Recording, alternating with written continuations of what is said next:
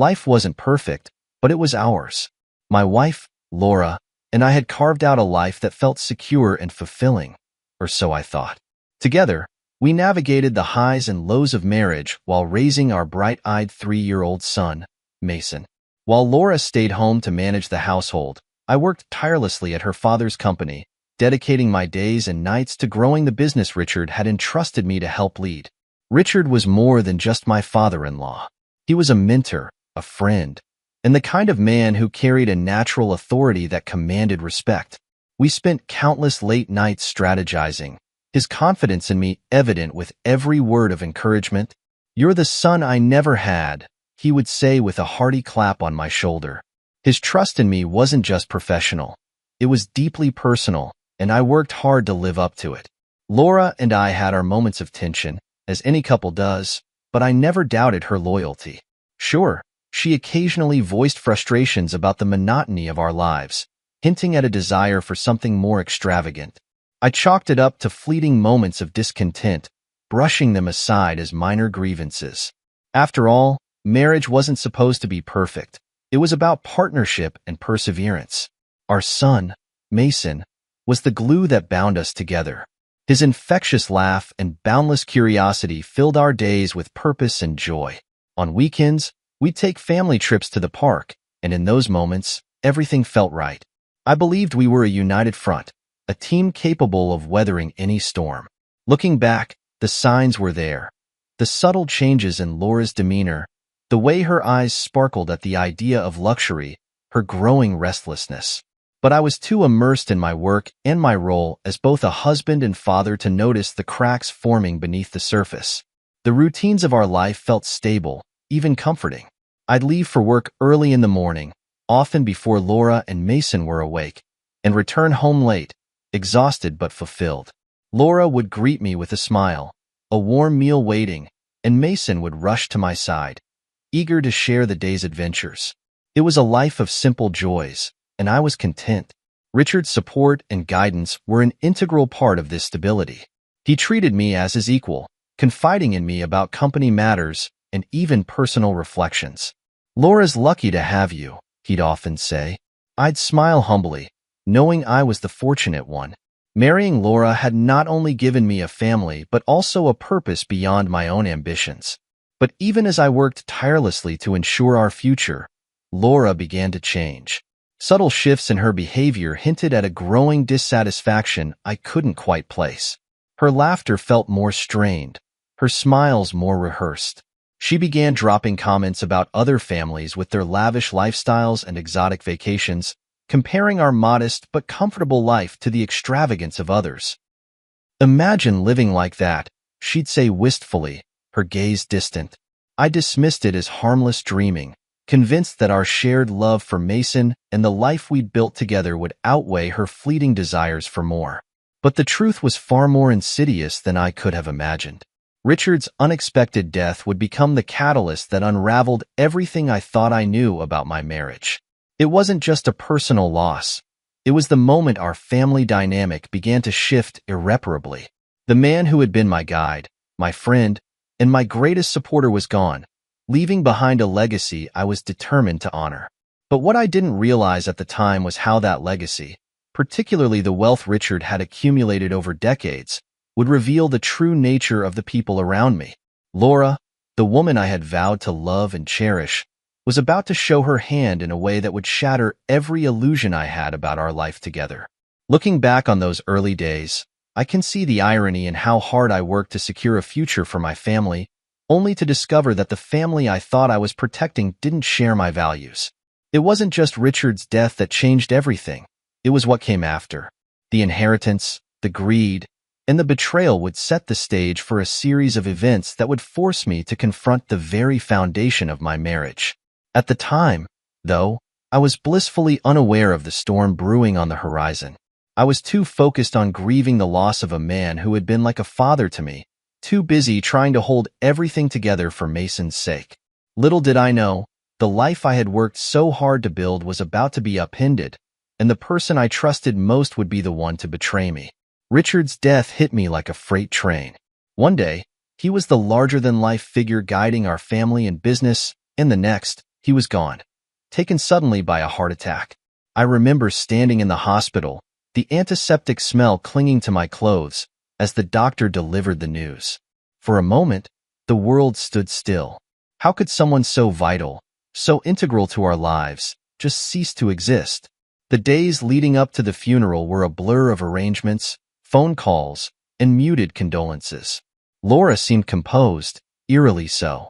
While I struggled to process my grief, she moved through the motions with a calm efficiency that felt almost unsettling. I chalked it up to shock. Everyone grieves differently, I told myself. On the day of the funeral, the house was filled with family, friends, and colleagues, all paying their respects to the man who had been a pillar of strength in so many lives. The eulogies were heartfelt. The stories shared a testament to Richard's legacy. As I stood by the casket, I felt a profound sense of loss, not just for myself but for Mason, who would grow up without his grandfather's wisdom and guidance. Laura, on the other hand, seemed distracted. She was polite to guests and attentive to Mason, but there was a distance in her eyes that I couldn't ignore. When I asked if she was okay, she simply nodded and said, "I'm fine, just tired." I wanted to believe her, so I let it go. It wasn't until after the funeral, during the reading of Richard's will, that everything began to unravel.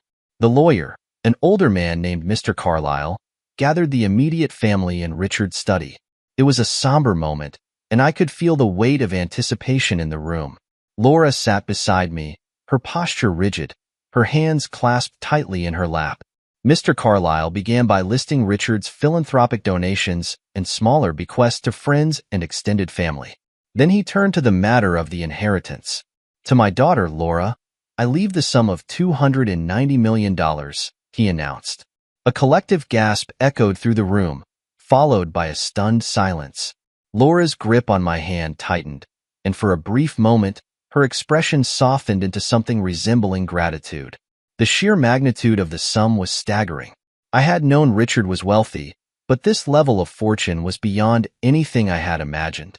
My thoughts immediately turned to Mason. This inheritance could secure his future in ways I hadn't dared to dream. But as Mr. Carlyle continued, I noticed something shift in Laura. Her grip loosened, and her expression hardened. The warmth that had flickered briefly in her eyes was replaced by a calculating gleam.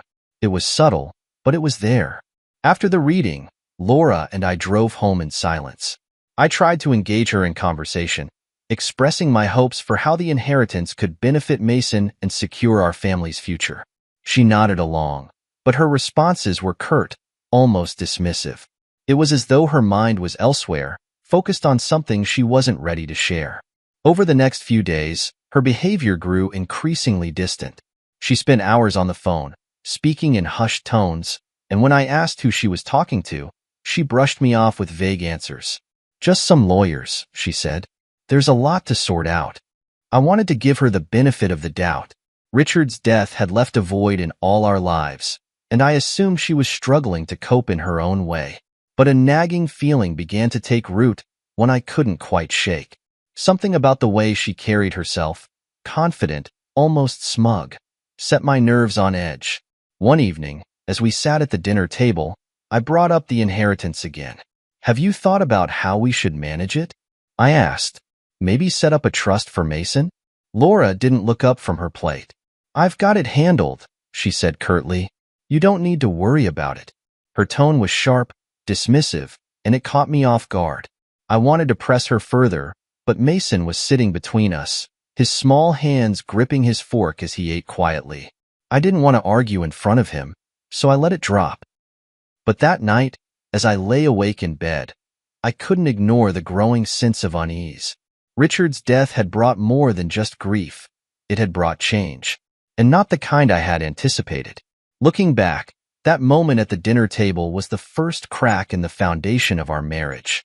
The inheritance, which should have brought us closer together, was starting to drive a wedge between us. And while I didn't know it then, the worst was yet to come. 2 weeks after Richard's funeral, I was sitting in my office, going over some reports, when my phone buzzed. Seeing Laura's name on the screen brought a small measure of comfort.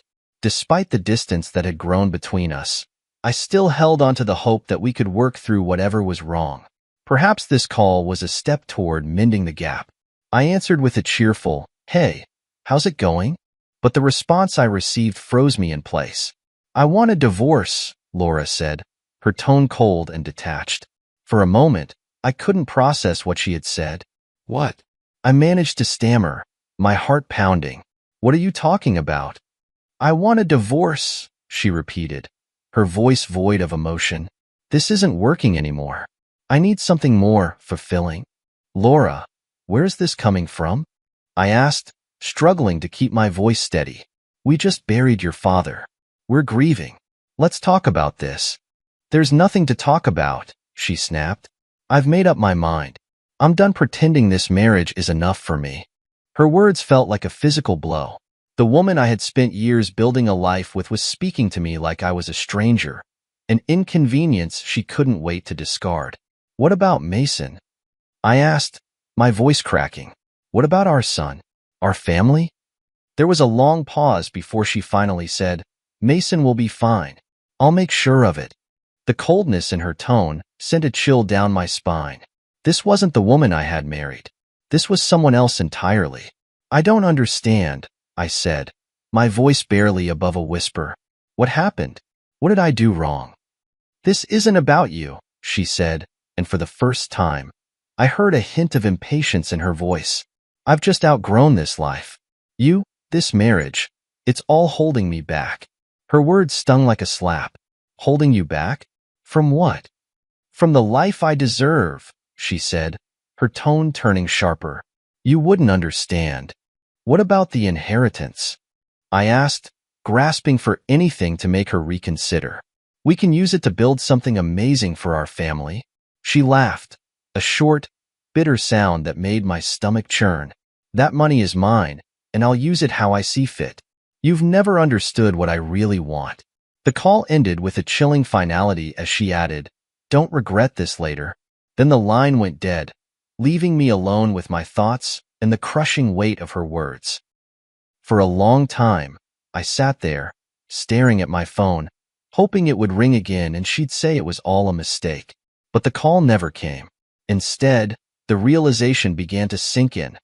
The life I had worked so hard to build was crumbling around me, and there was nothing I could do to stop it. That night, the house felt emptier than ever. Laura had taken Mason to her mother's house earlier in the week, claiming she needed space to grieve. Now I realized it was just an excuse to create distance before dropping this bombshell. As I lay in bed, staring at the ceiling, I replayed the conversation over and over in my mind, searching for answers. How had we gone from partners to strangers? What had I missed? Was it the stress of Richard's death? The allure of the inheritance? Or had Laura simply been hiding her true feelings all along? The next day, I reached out to her, hoping for clarity, but she didn't answer my calls or respond to my messages. It was as if she had already erased me from her life. Desperate for answers, I turned to mutual friends, but no one seemed to know what was going on. Some expressed shock at Laura's behavior, while others hinted that she had been unhappy for a while. The conflicting accounts only deepened my confusion and despair. In the days that followed, I threw myself into work, trying to distract myself from the pain. But no matter how busy I stayed, Laura's words echoed in my mind. I deserve more. More than what? More than me? More than the life we had built together? The questions haunted me, and I couldn't escape the feeling that there was something I was missing, something she wasn't telling me. Looking back, that phone call marked the beginning of the end. It was the moment Laura revealed the depth of her selfishness and the fragility of the life I thought we had built together. But even then, I couldn't have predicted how much worse things would get. The divorce proceedings began almost immediately after Laura's phone call. There was no time to process my emotions, no room to grieve the loss of my marriage. Laura had made up her mind, and she was moving at lightning speed, determined to sever all ties as quickly as possible. Her eagerness to end our union felt like a betrayal all over again, a cruel confirmation that she had checked out of our marriage long before that fateful call. Her lawyer sent over the papers within days, and the demands were staggering. Laura wanted primary custody of Mason, full control of the inheritance, and a significant portion of my personal assets. The woman who once vowed to stand by me through thick and thin was now treating me like an obstacle to be bulldozed out of her way. I sat in my lawyer Helen's office, staring at the paperwork in disbelief. "She's asking for everything," I said, my voice hollow. "How can she justify this?" Helen sighed, her expression a mix of sympathy and frustration. "It's not unusual in cases like this. She's trying to assert dominance, hoping you'll back down. But don't worry, we'll fight this." The thought of fighting Laura in court made my stomach churn. This was the woman I had loved, the mother of my child. The idea of turning our lives into a legal battleground felt wrong, but I knew I couldn't let her steamroll me. Not for my sake, but for Mason's. As the days turned into weeks, the divorce took on a life of its own. Laura's once affectionate demeanor had been replaced by cold efficiency. She attended court hearings with a confident smirk, her lawyers spinning narratives that painted her as a victim and me as an inattentive husband. It was surreal, sitting across from the woman I thought I knew, listening to her twist the story of our life together into something unrecognizable. Laura's confidence only grew as the proceedings dragged on. She flaunted her plans for the future, talking openly about the luxurious lifestyle she intended to enjoy. "Once this is over," she said during one particularly heated mediation session, "Mason and I will finally have the life we deserve."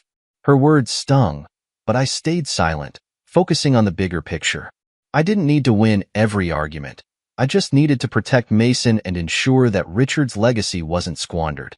Still, her arrogance was infuriating, a constant reminder of how far she had strayed from the woman I once loved.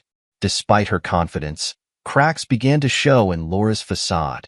During one court hearing, Helen presented evidence of her financial recklessness, lavish purchases made with Richard's money in the weeks following his death. Laura's lawyer tried to downplay it, but the judge wasn't impressed. It was a small victory, but it gave me hope that the truth would prevail. Throughout it all, I kept thinking about Mason. He was too young to understand what was happening, but I could see the confusion in his eyes when he asked why Mommy and Daddy weren't living together anymore. I tried to shield him from the worst of it, keeping our routines as normal as possible, but the strain was undeniable. The turning point came during a particularly contentious mediation session. Laura, emboldened by her belief that she would win, made a shocking declaration. "This inheritance is mine," she said, her voice dripping with entitlement. "I'll decide how it's spent." Helen leaned forward, her expression calm but firm. "That's not entirely accurate," she said, sliding a document across the table. "The will specifies that the inheritance is conditional." Laura froze, her confident demeanor faltering for the first time. "What are you talking about?" she demanded. Helen didn't miss a beat. "Your father stipulated that the inheritance could only be accessed if you remained married to my client. Furthermore, he made it clear that my client would share equal control of the funds." The room fell silent as Laura processed the bombshell. Her face turned pale, her eyes darting between me and Helen. "That's not possible," she whispered. "You're lying." "It's all here," Helen said, tapping the document. "Signed, notarized, and legally binding." Laura's shock quickly turned to anger. "You knew about this," she hissed, glaring at me. "You set me up." "I didn't know," I said calmly. "But maybe you should have read the will more carefully." The revelation shattered Laura's confidence. She had been so focused on her vision of a new, lavish life that she hadn't bothered to understand the conditions of her inheritance. Now, her plans were crumbling, and there was nothing she could do to stop it. That night, I sat alone in the quiet of my home, reflecting on everything that had happened. The divorce wasn't just a legal battle. It was a revelation of Laura's true character. The woman I had loved was gone, replaced by someone I barely recognized. But for the first time since this ordeal began, I felt a sense of control. The storm wasn't over, but I was ready to face whatever came next. The day after the mediation session, I received a call from Richard's lawyer, Mr. Carlyle. "You might want to come in," he said, his tone measured but firm. "There are some details about the will I believe you should know." I agreed to meet him later that afternoon, my curiosity piqued. What else could Richard have hidden in that document? When I arrived at Carlyle's office, the atmosphere was serious. He greeted me with a handshake, his expression unreadable. As we sat down, he slid a copy of the will across the table. "I assume you've already seen the primary clauses," he began, tapping the paper. But Richard included a few additional provisions that weren't disclosed in the initial reading. I leaned forward, my heart pounding. "What kind of provisions?" Carlyle adjusted his glasses and flipped to a specific section. Richard was a sharp man. He knew his daughter's impulsive tendencies and wanted to ensure his legacy wouldn't be wasted.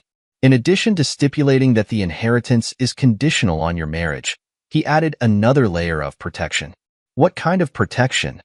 I asked, the tension in my chest growing. "He appointed you as a co-trustee of the inheritance," Carlyle explained. "This means that even if Laura met the conditions to access the funds, you would still need to approve any major expenditures. Without your consent, she cannot touch a significant portion of the inheritance." I blinked, trying to process what I was hearing. "So, even if we were still married, I'd have control over the money?" "Precisely," Carlyle said. "Richard trusted you to manage it wisely, especially for Mason's future. He made it clear in his notes that he didn't trust Laura to handle such a large sum responsibly." The weight of Richard's foresight hit me like a tidal wave. Even in death, he had found a way to protect his legacy, and by extension, me and Mason. It was a bittersweet realization, a reminder of the respect and trust he had placed in me. Carlyle leaned back in his chair, studying my reaction. "I imagine Laura didn't take the news well when she found out yesterday." "That's an understatement," I said, a bitter laugh escaping my lips. "She accused me of setting her up, of conspiring with Richard. But the truth is, I had no idea he'd gone to these lengths." Carlyle nodded. "Richard was a strategic thinker.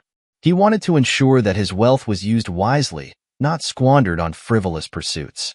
He trusted you to uphold those values." The conversation left me with a mix of emotions. On one hand, I felt a deep sense of gratitude for Richard's trust and foresight. On the other, I couldn't shake the sadness of how far Laura had strayed from the person I thought she was. She had seen the inheritance as a golden ticket to freedom, but Richard had seen it as a responsibility, a gift meant to secure Mason's future, not satisfy her whims. Later that evening, as I sat in the quiet of my home, Laura's reaction replayed in my mind. Her fury, her disbelief, her desperation. It was all so raw.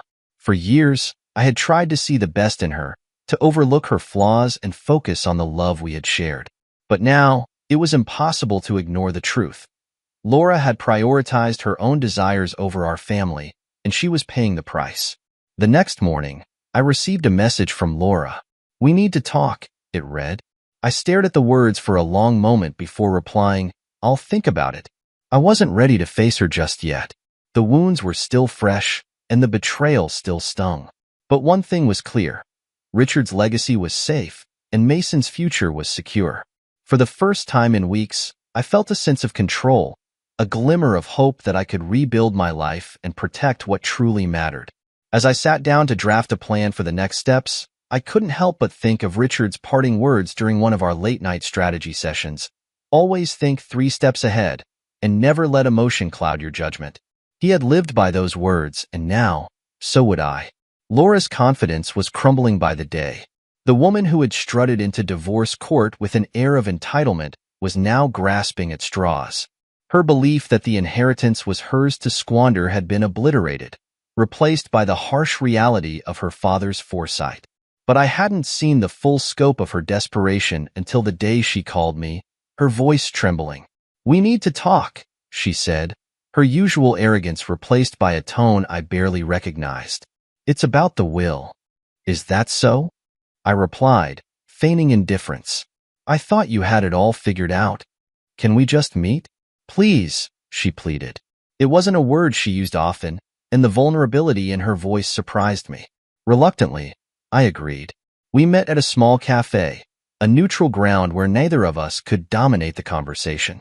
Laura arrived first, her once polished appearance slightly disheveled. She looked tired, almost defeated, a far cry from the confident woman who had demanded a divorce just weeks earlier. She wasted no time getting to the point. "You knew about the clause in the will, didn't you?" I leaned back in my chair, taking a sip of my coffee. I didn't know the specifics until recently, I admitted. But it seems your father trusted me more than he trusted you. Her eyes narrowed, the accusation clear. He had no right to do this. That money was supposed to be mine. I couldn't help but laugh, the bitterness bubbling to the surface. You mean it was supposed to fund your new life without me? Let's be honest, Laura.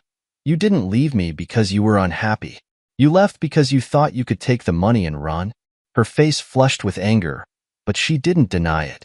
Instead, she leaned forward, her voice dropping to a whisper. We can fix this. I raised an eyebrow. Fix it? How? We could remarry, she said, her desperation palpable. Just long enough to meet the terms of the will. Then we can split the money and go our separate ways. I stared at her, stunned by the audacity of her proposal. You want me to remarry you so you can access the inheritance? I asked, my tone incredulous. Why on earth would I agree to that? For Mason, she said quickly. Think about what this money could do for him. Private schools, college, everything he'll ever need. I shook my head, her manipulation as transparent as glass. Don't use Mason as a bargaining chip. This isn't about him. It's about you and your greed. Her composure cracked, and she leaned back in her chair, crossing her arms defensively. Fine, she snapped. But what's your plan then? Keep the money locked up forever? What good is it if no one can use it? I took a deep breath, choosing my words carefully. I've already spoken to the lawyer. We're setting up a trust for Mason. The inheritance will be his when he turns 20. Until then, neither of us can touch it. Her eyes widened in shock. You can't do that. Actually, I can, I said calmly. And I have. This money was never meant to be yours, Laura. It was meant to secure Mason's future, and that's exactly what it's going to do. For a moment, she looked like she might argue, but then her shoulders slumped in defeat. You're really going to do this? She asked, her voice barely above a whisper. It's already done, I said, standing up. You made your choice, Laura. Now you have to live with it. As I walked out of the cafe, I felt an overwhelming sense of relief. For the first time since this ordeal began, I was in control. Laura's schemes had unraveled, and Richard's legacy was safe. Mason's future was secure, and I could finally start focusing on rebuilding my life. That night, as I tucked Mason into bed, he looked up at me with his big, curious eyes. Daddy, why are you smiling? He asked. Because everything's going to be okay, I replied, kissing his forehead. And for the first time in a long time, I truly believed it. Chapter 6. The Will's Hidden Clause. Laura's confidence was crumbling by the day. The woman who had strutted into divorce court with an air of entitlement was now grasping at straws. Her belief that the inheritance was hers to squander had been obliterated, replaced by the harsh reality of her father's foresight. But I hadn't seen the full scope of her desperation until the day she called me, her voice trembling. We need to talk, she said, her usual arrogance replaced by a tone I barely recognized. It's about the will. Is that so? I replied, feigning indifference. I thought you had it all figured out. Can we just meet? Please, she pleaded. It wasn't a word she used often, and the vulnerability in her voice surprised me. Reluctantly, I agreed. We met at a small cafe, a neutral ground where neither of us could dominate the conversation. Laura arrived first, her once polished appearance slightly disheveled. She looked tired, almost defeated, a far cry from the confident woman who had demanded a divorce just weeks earlier. She wasted no time getting to the point. You knew about the clause in the will, didn't you? I leaned back in my chair, taking a sip of my coffee. I didn't know the specifics until recently, I admitted. But it seems your father trusted me more than he trusted you. Her eyes narrowed, the accusation clear. He had no right to do this. That money was supposed to be mine. I couldn't help but laugh, the bitterness bubbling to the surface. You mean it was supposed to fund your new life without me? Let's be honest, Laura. You didn't leave me because you were unhappy. You left because you thought you could take the money and run. Her face flushed with anger, but she didn't deny it. Instead, she leaned forward, her voice dropping to a whisper. We can fix this. I raised an eyebrow. Fix it? How? We could remarry, she said, her desperation palpable. Just long enough to meet the terms of the will. Then we can split the money and go our separate ways. I stared at her, stunned by the audacity of her proposal. You want me to remarry you so you can access the inheritance? I asked, my tone incredulous. Why on earth would I agree to that? For Mason, she said quickly. Think about what this money could do for him. Private schools, college, everything he'll ever need. I shook my head, her manipulation as transparent as glass. Don't use Mason as a bargaining chip. This isn't about him. It's about you and your greed. Her composure cracked, and she leaned back in her chair, crossing her arms defensively. Fine, she snapped. But what's your plan then? Keep the money locked up forever? What good is it if no one can use it? I took a deep breath, choosing my words carefully. I've already spoken to the lawyer. We're setting up a trust for Mason. The inheritance will be his when he turns 20. Until then, neither of us can touch it. Her eyes widened in shock. You can't do that. Actually, I can, I said calmly. And I have. This money was never meant to be yours, Laura. It was meant to secure Mason's future, and that's exactly what it's going to do. For a moment, she looked like she might argue, but then her shoulders slumped in defeat. You're really going to do this? She asked, her voice barely above a whisper. It's already done, I said, standing up. You made your choice, Laura. Now you have to live with it. As I walked out of the cafe, I felt an overwhelming sense of relief. For the first time since this ordeal began, I was in control. Laura's schemes had unraveled, and Richard's legacy was safe. Mason's future was secure, and I could finally start focusing on rebuilding my life. That night, as I tucked Mason into bed, he looked up at me with his big, curious eyes. Daddy, why are you smiling? He asked. Because everything's going to be okay, I replied, kissing his forehead. And for the first time in a long time, I truly believed it. Laura's facade of control was crumbling rapidly. For someone who had always prided herself on being poised and composed, desperation was a look that didn't suit her. A few days after our last confrontation, she showed up at my house unannounced, her face pale and drawn. It was clear the reality of her situation had finally sunk in. She stood on the porch, clutching her designer handbag like a lifeline. Noah, she began, her voice trembling. Please, can we talk? I hesitated, torn between slamming the door in her face and hearing her out. Against my better judgment, I stepped aside and let her in. She looked around the house, her gaze lingering on the familiar details of the life we had once shared. For a moment, I thought I saw a flicker of regret in her eyes. What do you want, Laura? I asked, my tone clipped. I wasn't in the mood for games. She sat down on the edge of the couch, her posture stiff. I made a mistake, she said, her voice barely above a whisper. I wasn't thinking clearly when I asked for the divorce. I was grieving, and I let my emotions cloud my judgment. I crossed my arms, leaning against the doorway. You didn't seem emotional when you called me useless and walked out, I said coldly. You seemed pretty confident in your decision. Her eyes filled with tears, and she wiped at them hastily, as if embarrassed by her vulnerability. I thought I was doing the right thing, she said. I thought I could start fresh, but I was wrong. I didn't realize how much I was giving up, how much I was losing. I shook my head, letting out a bitter laugh. You didn't realize because you didn't care, Laura. You were so focused on what you thought you deserved that you didn't stop to think about anyone else. Not me, not Mason, not even your father's legacy. She flinched at the mention of Richard. He trusted you more than he trusted me, she said bitterly.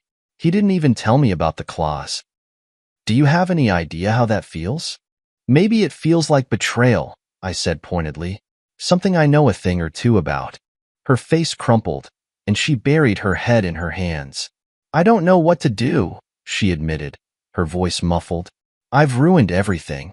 For a moment, I felt a pang of pity. This wasn't the confident, self-assured woman I had married. This was someone lost and broken, grappling with the consequences of her actions. But pity wasn't enough to undo the damage she had caused. You're right, I said finally. You have ruined everything. And now, you have to deal with the fallout. She looked up at me, her eyes wide with desperation.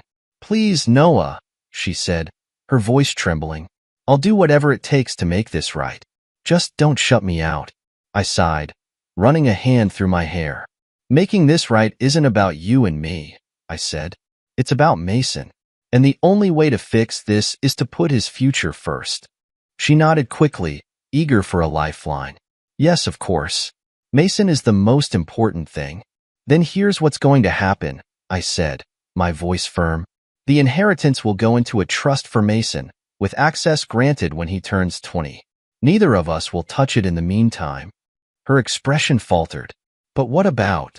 There's no, but, Laura, I interrupted. This is the only way. Take it or leave it. She hesitated, clearly torn. The prospect of losing access to the inheritance entirely was enough to force her hand. Finally, she nodded. Okay, she said quietly. I'll agree to the trust. The relief I felt was fleeting. This wasn't a victory. It was a necessary step to protect Mason and honor Richard's legacy. Laura's agreement didn't erase her betrayal or mend the damage she had done, but it gave me a measure of control over the situation. Before she left, she turned to me, her expression a mix of regret and sadness. Do you think we'll ever be able to fix this? She asked softly. I met her gaze, my own emotions carefully guarded. That depends on you, I said. But right now, my priority is Mason. She nodded, a tear slipping down her cheek, and walked out the door. As I watched her go, I felt a strange mix of emotions, anger, sadness, and a faint glimmer of closure. Laura had made her choice, and now she was living with the consequences. I wasn't sure if I could ever forgive her, but for Mason's sake, I was willing to try. After Laura reluctantly agreed to the trust, I scheduled another meeting with Richard's lawyer, Mr. Carlyle. It was time to finalize the arrangement that would protect Mason's future and prevent Laura from accessing the inheritance she so desperately wanted to control. The meeting was set for the following week, but the days leading up to it were filled with tension. Laura's repeated attempts to contact me went unanswered. I wasn't ready to entertain any more of her excuses or emotional manipulations. When the day arrived, Laura and I sat on opposite sides of Carlyle's large oak desk. She looked tense, her fingers fidgeting with the strap of her handbag. I remained composed, determined to see this through without letting her emotions sway me. Carlyle adjusted his glasses and cleared his throat. We've reviewed the will thoroughly and have drafted the necessary documents to establish a trust for Mason, he began. The funds will be held in this trust until Mason turns 20. At that point, he will gain full access. In the meantime, both of you will serve as co-trustees, but neither of you will be able to withdraw or use the funds for personal purposes. Laura's jaw tightened, but she said nothing. I could see the frustration simmering beneath her composed exterior, but she knew there was no alternative. Carlyle continued, as co-trustees, your responsibilities will include managing the trust and ensuring that it is used exclusively for Mason's benefit, educational expenses, medical needs, and other essentials. Laura finally spoke, her voice tight. And if one of us disagrees on how the money should be spent?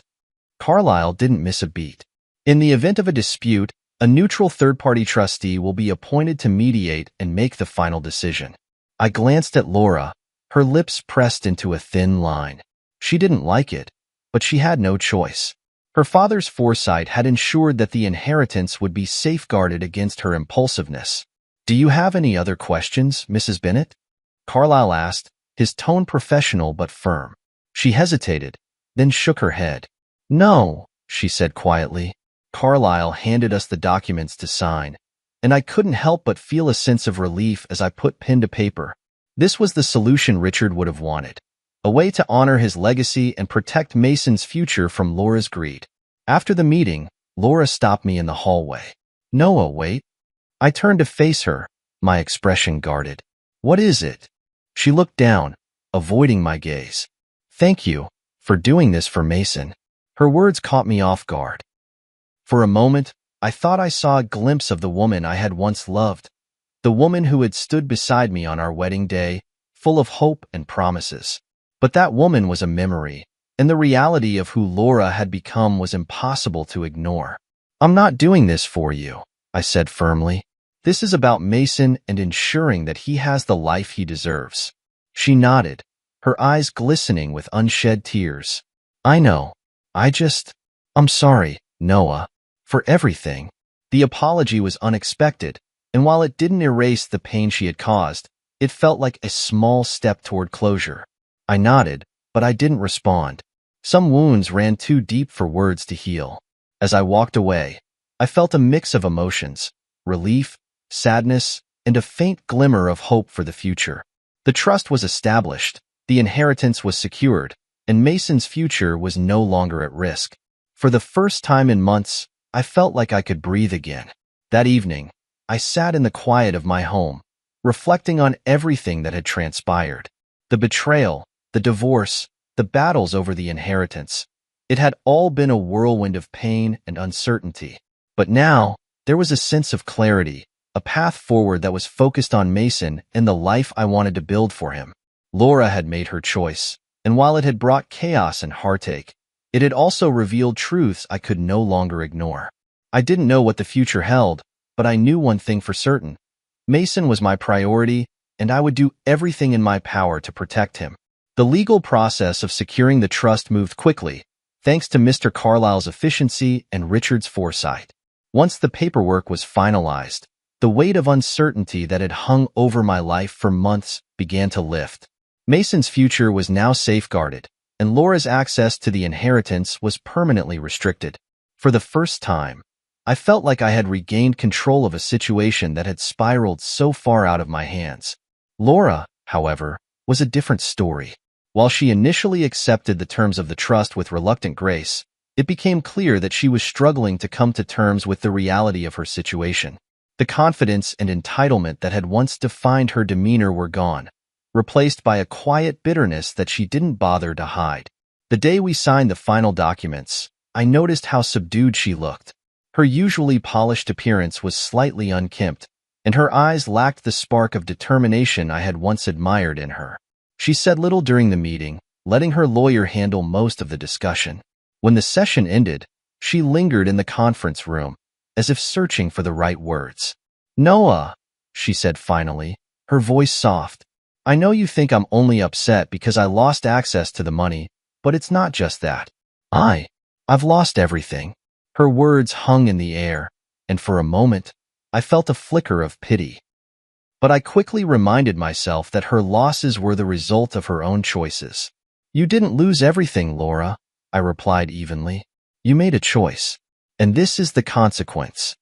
She nodded, her expression a mixture of sadness and resignation. "I know.